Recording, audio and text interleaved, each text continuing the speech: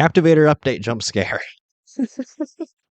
Hello, everyone. My name is Stormsail, and as of yesterday, I launched the first update in a series of really big updates for Captivator, and I'm calling this one the combat update because in this update, I reworked the way a lot of the runner weapons worked, and they're all really cool, do all their special little stuff now. But before I get into that, I just want to say, my gosh, the update day went so freaking well. As soon as I dropped that update, I hadn't even gotten done announcing it or anything.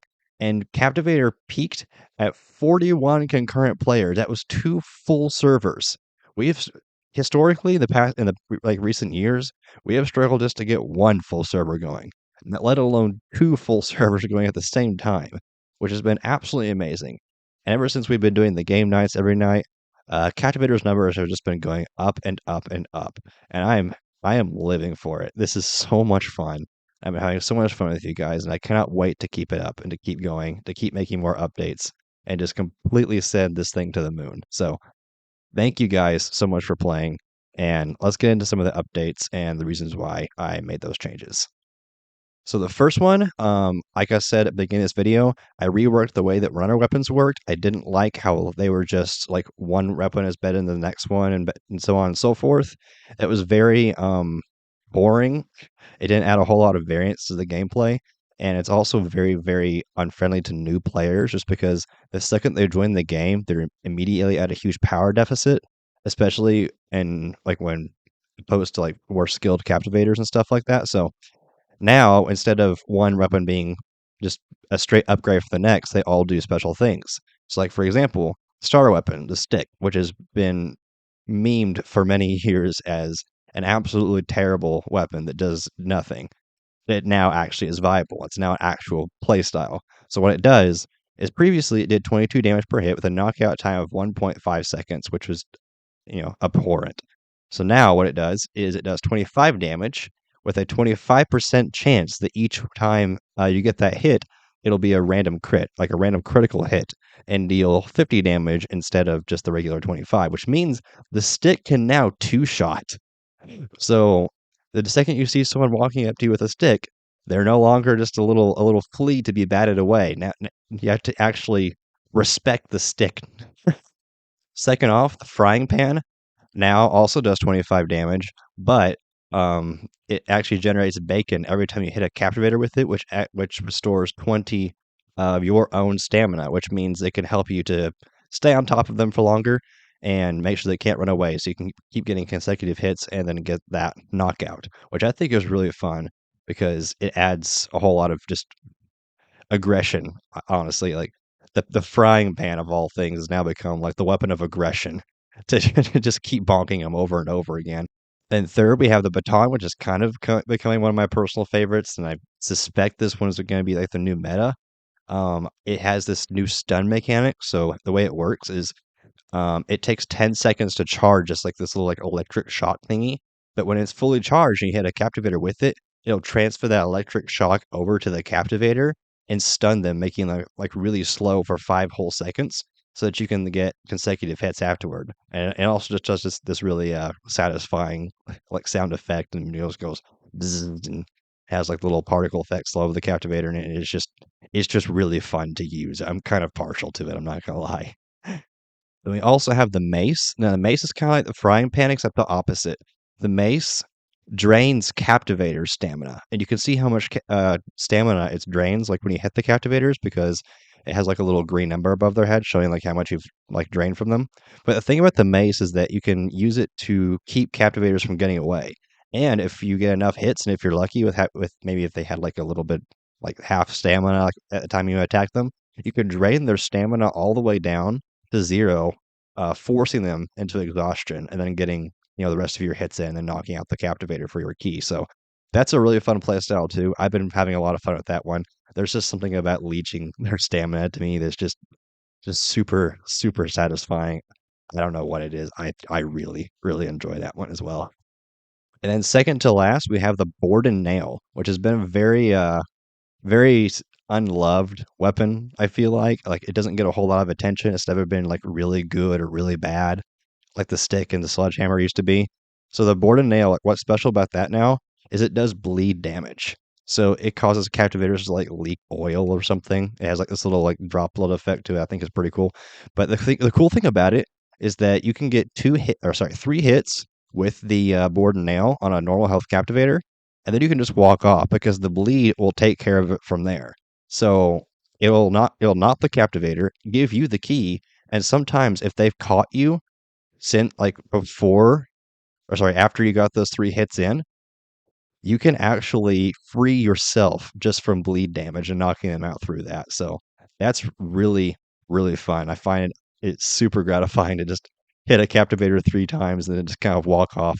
I actually had one time during our game night where I hit a captivator 3 times. He was running off. I just did like the little wave emote at him, and I watched him fall down the stairs because he bled to death. It was great. That was one of my favorite moments. I think I clipped it actually. Maybe someday I'll do something with that clip. But either way, board and nail is really really a fun choice as well. And finally, last but not least, we have the sledgehammer, which has been the king of runner weapons for a long time. It was the creme de la creme. It was the best one. It was what everyone used. There was no other choices. You either used the sledgehammer or you were just bad, I guess. So the way the sledgehammer works now is it actually does more damage than did before, with it doing 65 damage now instead of 55, but it swings a lot slower. So you can't just have that same like raw damage output.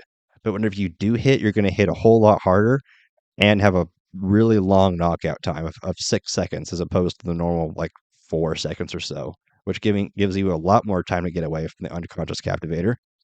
And honestly, I just find it really satisfying to use now. Like it doesn't just feel spammy now, it feels almost strategic. Like the way you have to like wind up your hit with the slow swing speed, the way it like launches forward. When you land that hit, it feels really good. I just think it's a lot of fun to use. So that is all the changes to the runner weapons. It has been it has made Captivator like 5 times more fun. I am thoroughly, thoroughly enjoying this update, and I'm so happy to have made it. It's great.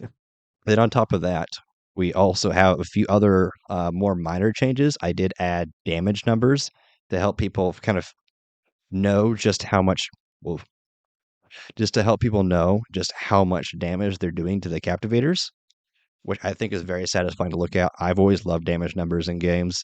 One of my favorite games of all time, Team Fortress 2. It uses damage numbers, and I've always just loved it. Another thing, again, referencing Team Fortress 2, I love ragdolls. I love whenever you kill a player and they have a funny little ragdoll. That's just like the greatest thing in my eyes. And so, for many years, captivators had just been kind of falling on the ground, all stiff like, and just kind of stood up after a few seconds. But now they ragdoll, which has been so much fun. I've had infinite fun watching captivators get knocked out and just kind of flop down the stairs. It's great. I love ragdoll so much, and it's made knocking out captivators just infinitely more fun. Another thing that I kind of forgot to mention is that I took off all of the level requirements for buying runner weapons. It's now just purely obtained with gold. And I did that because I want new players to be able to get to the weapons they want without having to grind for 60 hours. Because let's say, like, one of the weapons ends up becoming, better than others, like the meta is found, so to speak. I want people's success in Captivator to be based on skill, not based on how long you played the game for or, how much money you spent on the game, which I'll get into that in a second as well. Also, I made it the extra damage and extra health cards. They no longer give 2 times health and 2 times damage. They're they're 1.5 times now. So you'll do a 1.5 times extra damage with that card, and then 1.5 times extra health with that card. And I also want to say this has been super fun as well. I added a force field that like a little force field effect that appears whenever you damage a captivator that has that extra health, like above 100 health. And I also added like a glass breaking sound effect to whenever you break that force field, i.e., get them under 100 health, which I think is very, very fun. I found it extremely satisfying to just be beating the crap out of a captivator and hear their shield break. There's just something about breaking their shield that's just super, super satisfying to me, and I'm loving it. It's made beating the crap out of captivators just even more fun than what the weapon rework has and the ragdoll has. It's just added that little cherry on top. It's really freaking fun. Now, the last thing I want to touch on, and I wanted to kind of explain like reason why I did this. I took the golden stick off sale, and I know it's been like a meme of the community for many, many years.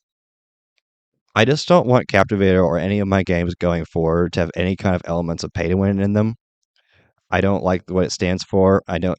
It's very against the spirit of what I think the game should be, which is just having fun on a fair playing field. Like I don't think that one player should be given an unfair advantage just because they gave me money. That's not something I'm okay with.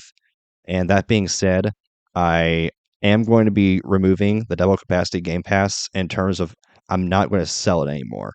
I'm going to change it to where you can get that upgrade through gameplay. Like it'll probably end up being something like you spend a certain amount of gold and you get the upgrade permanently, that kind of thing.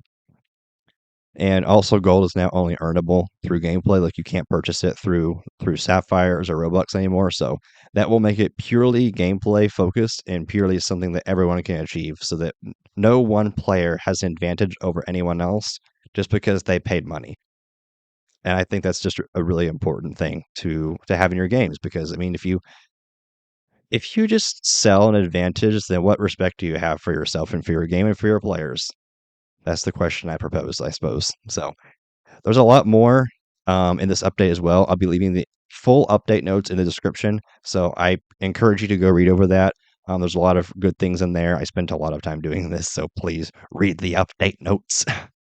But I fixed a ton of things. There's some other pretty nice changes in there as well. So again, thank you everyone so much for playing my games. Thank you for watching this video, and I will see you in the next one. Bye.